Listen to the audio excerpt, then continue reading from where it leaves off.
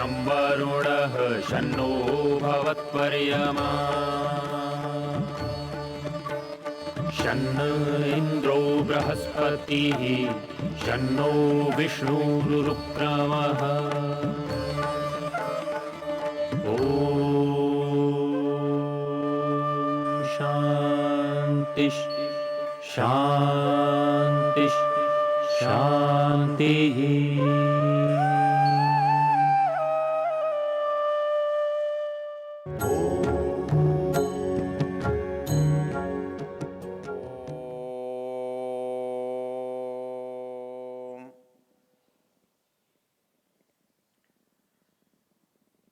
परीत्य भूतानि परीत्य लोकान् परीत्य सर्वा प्रदिशो दिशश्च उपस्थाय प्रथमजामृतस्य आत्मना आत्मानम् अभिसंविवेश।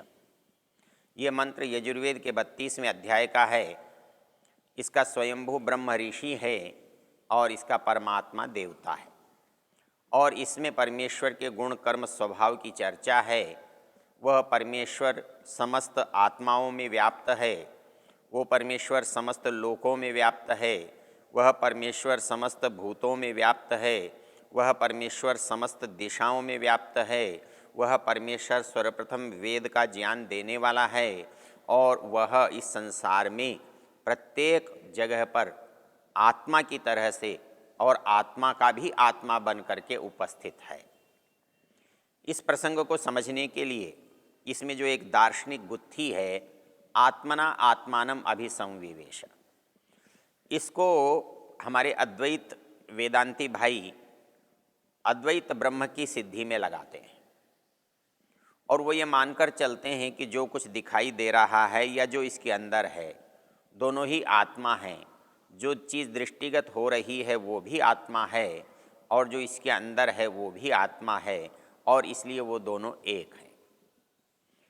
इसके लिए जिन उपनिषद वाक्यों का आश्रय लिया जाता है, अवलंबन लिया जाता है, वो उपनिषद वाक्य हैं प्रज्ञानम ब्रह्म, अयम आत्मा ब्रह्म, सर्वम खल्विदम ब्रह्म, तत्त्वमसि। ऐसे कुछ वाक्य हैं जिनके अर्थ को करने से ऐसा लगता है। अच्छा, वैसे इन वाक्यों को ऊपर नीचे रख कर देखते हैं तो बिल्कुल ठीक लगता है कि जो कहा जा रहा है वो ठीक है। जैसे सबसे ऊपर लिख दिया अहम ब्रह्मास्मि, इसका सीधा सा अर्थ है मैं ब्रह्म हूँ। इसमें किसी को मतभेद नहीं हो सकता। जो थोड़ी भी संस्कृत जानता है वो ये जान सकता है कि अहम अर्थात मैं, ब्रह्म अर्थात परमेश्वर, ईश्वर, अद्वैत रूप अस्मि हूँ। और इसका ठीक अगला वाक्य है तत् त्वम असि, और वही तू भी है। जो मैं हूँ वही तू है, और संगति बड़ी ठीक लगती है। ऊपर का वाक्य कहता है मैं ब्रह्म हूँ, और नीचे का वाक्य कहता है जो तू है वो मैं हूँ। तत् त्वम असि, वही तू भी है। तो कौन तू है? बोले जैसे मैं हूँ वैसा तू है, तो मैं ब्रह्म हूँ तो तू भी ब्रह्म है। बात बड़ी ठीक लगती है, और लगता है कि जो अद्वैत की बात कही जा रही है वो बड़ी प्रामाणिक है, सटीक है, यथार्थ है। इसी तरह अगला जो वाक्य है अयम आत्मा ब्रह्म, ये आत्मा जो है ये ब्रह्म है। तब भी लगता है कि अद्वैत की बात हो रही है। तो ये जो चारों वाक्य हैं, सर्वम खल्विदम ब्रह्म, ये सब ब्रह्म है, आत्मा ब्रह्म है, तू ब्रह्म है, मैं ब्रह्म हूँ, इन पर विचार करने से पहले कुछ बिंदु जो ऋषि दयानंद ने इनके बारे में उठाए हैं वो बड़े ध्यान देने योग्य हैं, और संभवतः उनसे पहले किसी ने ये विचार इस तरह से इनके बारे में किया भी नहीं है। क्योंकि हम तो स्वीकृति वाले लोग हैं। जो शास्त्र कह रहा है, शास्त्र की व्याख्या करने वाले कह रहे हैं, हमारा मानना, हमारा समर्थन करना हमारा एक सहज स्वभाव है। लेकिन ऋषि दयानंद इन बातों पर आपत्ति करते हैं। वो ये कहते हैं कि अहम ब्रह्मास्मि, तत्वमसि, इन दो बातों में जो अहम संबंध जोड़ रहे हैं वो घटेगा नहीं। क्यों नहीं घटेगा? अरे भाई ठीक तो कह रहा है, ऊपर कहता है अहम ब्रह्मास्मि और नीचे कहता है तत्त्वमसि, मैं ब्रह्म हूँ तू भी वही है, इसमें आपत्ति क्या हो सकती है? लेकिन इसमें जो आपत्ति है उस पर ध्यान देंगे तो आपको आश्चर्य होगा। आपत्ति क्या है? वो ये कहते हैं कि ये दो वाक्य कहाँ के हैं? उपनिषदों के हैं। इसे हमारे अद्वैत वेदांती भाई वेद वाक्य कहते हैं। यद्यपि ये चारों संहिता जो ग्रंथ हैं उनमें कहीं पर भी नहीं आते हैं, ये जिसको वेद संज्ञा है उसमें ये नहीं है, तो वेद के वाक्य नहीं हैं, इसलिए इनका नाम वेद वाक्य कहना गलत है। दूसरी बात वो कहते हैं कि इनमें जो अनुवृत्ति आप ला रहे हो, अहम ब्रह्मास्मि से ब्रह्म की जो अनुवृत्ति तत्वमसि में तत् के अर्थ के रूप में ला रहे हो, ये संगत नहीं है। क्यों? ये वाक्य एक स्थान के नहीं हैं, एक स्थान के नहीं हैं, एक प्रकरण के नहीं हैं। इतना ही नहीं, ये वाक्य एक पुस्तक के भी नहीं हैं। अर्थात जैसे चार वाक्य यहाँ यदि लिखे हैं तो वो चार अलग अलग ग्रंथों से लिए गए हैं। तो चार अलग अलग ग्रंथों से लिए गए वाक्यों में समन्वय या अनुवृत्ति नहीं बन सकती, क्योंकि उसमें प्रसंग नहीं है, उसमें संदर्भ नहीं है, उसमें कोई अन्वय की संभावना नहीं है। इसलिए एक वाक्य को हम दूसरे वाक्य से किस आधार पर जोड़ेंगे, एक वाक्य का दूसरे वाक्य से समन्वय किस संदर्भ से करेंगे, वो हमारे पास नहीं है। उदाहरण के लिए अहम ब्रह्मास्मि वाक्य जो है वो आता है बृहदारण्यक उपनिषद में, और तत्वमसि वाक्य आता है छांदोग्य उपनिषद में। अब छांदोग्य उपनिषद में बृहदारण्यक से अनुवृत्ति आप कैसे ला सकते हैं? दोनों की ग्रंथ ही अलग हैं, और जहाँ पर वो वाक्य बोले या लिखे गए हैं वो संदर्भ भी अलग है। तो इनका अर्थ हमें सोचना पड़ेगा, इनका अर्थ हमें देखना पड़ेगा। क्या वो अर्थ होता नहीं है जैसा कहा जा रहा है? इस पर हम संदर्भ के साथ विचार करेंगे तो अर्थ हमको प्रतीत हो जाएगा। जैसे अहम ब्रह्मास्मि जो संदर्भ है बृहदारण्यक उपनिषद का, वो सृष्टि उत्पत्ति का प्रसंग है, और उसमें जो साधक है वो जब साधना में लीन रहता है तो वो ये अनुभव करता है कि मेरे पास भी वह सब है जो बाहर है। अर्थात बाहर रहने वाला जो ईश्वर है वो मेरे अंदर भी है। तो मेरे अंदर है, इसलिए मैं ऐसा अनुभव करता हूँ कि वह मैं ही हूँ। ऐसा अनुभव कैसे कर सकता है? कहते हैं कि तातस्थ्योपाधि से कहते हैं, अत्यंत निकटता के कारण से। तो अत्यंत निकटता संसार में किसकी नहीं है? क्योंकि जब हम ये कहते हैं कि सारे संसार को वो व्याप्त करके विद्यमान है, बैठा है, तो हर कोई संसार की वस्तु उसके साथ है। तो यदि एक जीव, एक आत्मा, एक व्यक्ति अपने को ब्रह्म कहता है साथ रहने से, तो कौन सी ऐसी वस्तु है जो ब्रह्म नहीं हो सकती? सभी तो साथ रहते हैं। उनके साथ में और मनुष्य के या जीवात्मा के साथ में क्या अंतर है? जीवात्मा चेतन है, ज्ञानवान है और उसका अनुभव करता है। बाकी वस्तुएं उसके अंदर हैं लेकिन उनका उससे कोई अनुभव नहीं है, कोई उनके साथ जुड़ाव या लगाव नहीं है।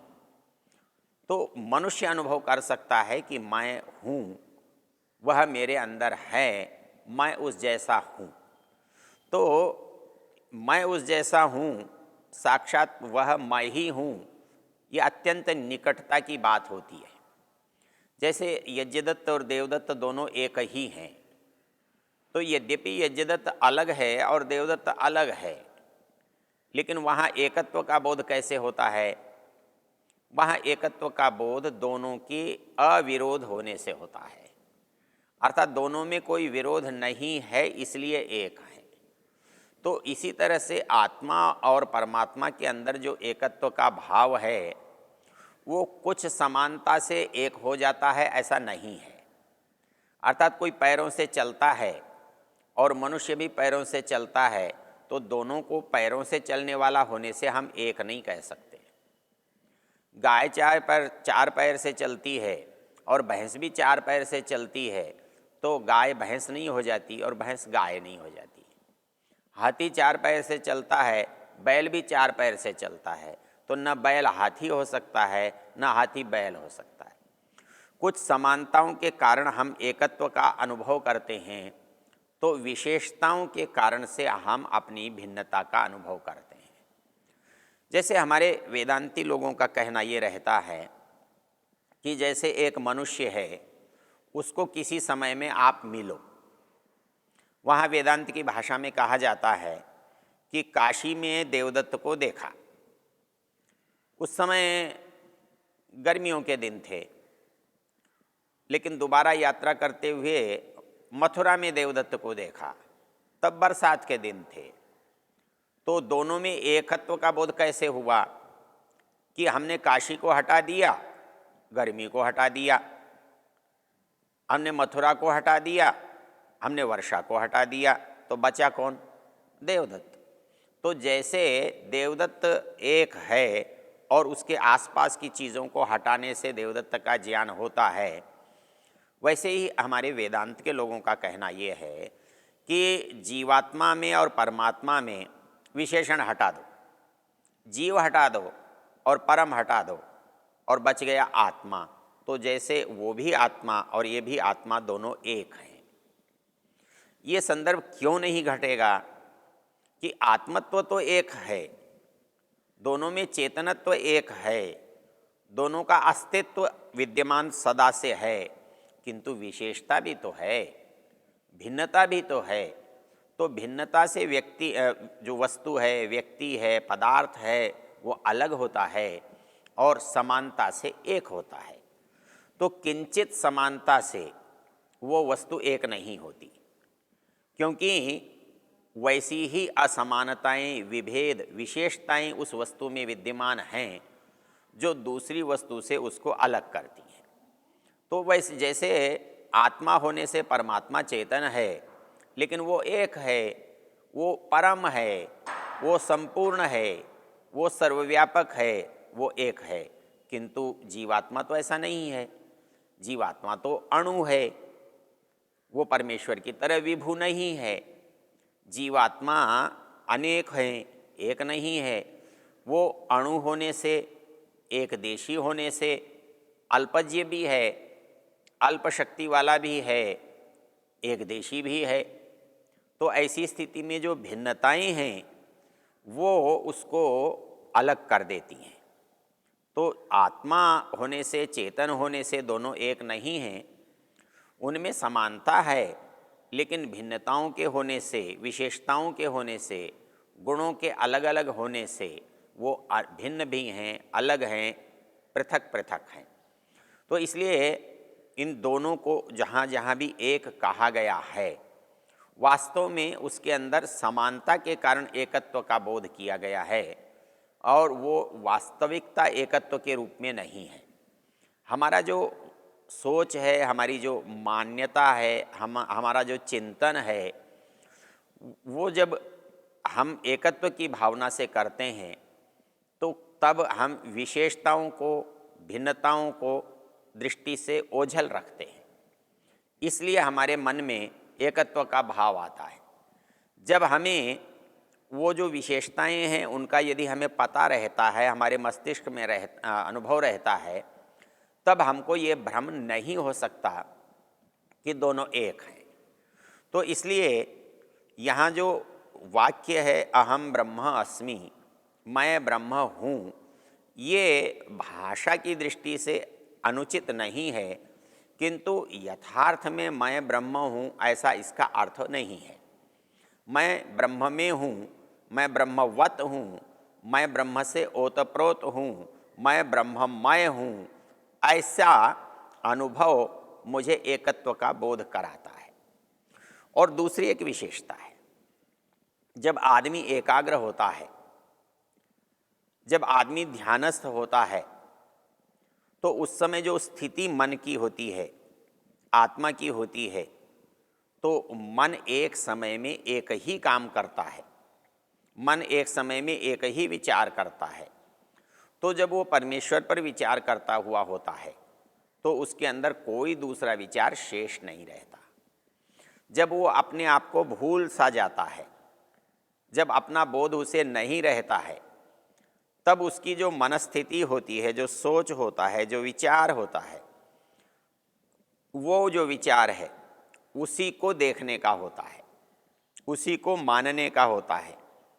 तो उस समय की जो परिस्थिति है उसमें जो अद्वैत भाव पैदा होता है, वो अद्वैत भाव वास्तविक होने पर भी, वो अनुभूति के स्तर पर एक होने पर भी, लेकिन जब संसार में पदार्थों की विवेचना के विषय में, पदार्थों के स्वरूप के विषय में एक कहने का यत्न करते हैं तो वो विचार यहाँ अशुद्ध हो जाता है, मिथ्या हो जाता है, गलत हो जाता है।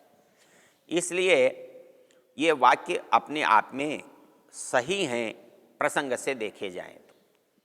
वैसे ही एक वाक्य आता है तत्त्वमसि। ये तत्त्वमसि वाक्य जो है वो बिल्कुल दूसरे ग्रंथ का है। और तीसरा वाक्य जो है अयम आत्मा ब्रह्म, ये आत्मा ब्रह्म है, ये बिल्कुल तीसरे ग्रंथ का है। अहम ब्रह्मास्मि बृहदारण्यक उपनिषद का है। तत्त्वमसि छांदोग्य उपनिषद का है। अयम आत्मा ब्रह्म मांडुक्य उपनिषद का है। और प्रज्ञानम ब्रह्म ऐतरेय उपनिषद का है।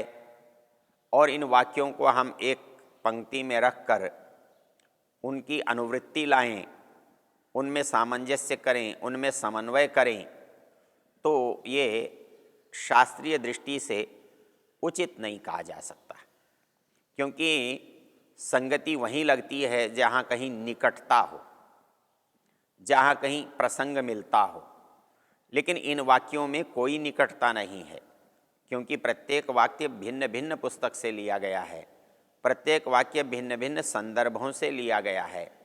और उनको मिला करके यदि आप एक अर्थ बनाने की चेष्टा करते हैं तो वो उसके साथ बलात्कार होता है, ज़बरदस्ती होती है, उसका खींचतान होती है, वास्तव में वो अर्थ उसके साथ बनता नहीं है। तो इस दृष्टि से इस मंत्र में जो बात कही गई है आत्मना आत्मानम अभिसंविवेश, इस वाक्य को जब हम इन संदर्भों से जोड़कर देखते हैं तो मूल चीज़ हमारी समझ में जो आती है वो ये है कि एक जो चेतन है वही चेतन दूसरे को पा सकता है, जड़ जड़ को नहीं पा सकता, क्योंकि उसके अंदर पाने की इच्छा, पाने की क्षमता नहीं है। और एक चेतन दूसरे चेतन को पा सकता है कि उसके अंदर इच्छा भी है, उस जैसा भी है। तो इस दृष्टि से यहाँ कहा गया है आत्मना आत्मानम अभिसंविवेश, अर्थात इस वेद के ज्ञान से, परमात्मा के साक्षात्कार से जीवात्मा परमात्मा के अंदर साक्षात कर सकता है, प्रवेश कर सकता है, ओतप्रोत हो सकता है। ओ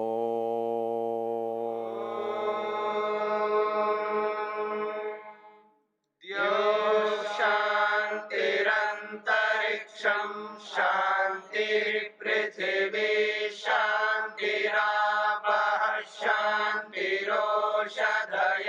शान्तिः वनस्पतयः शान्तिर्विश्वे देवा शान्तिर्ब्रह्म शान्ति सर्वं शान्ति शान्तिरेव शान्ति शान्ति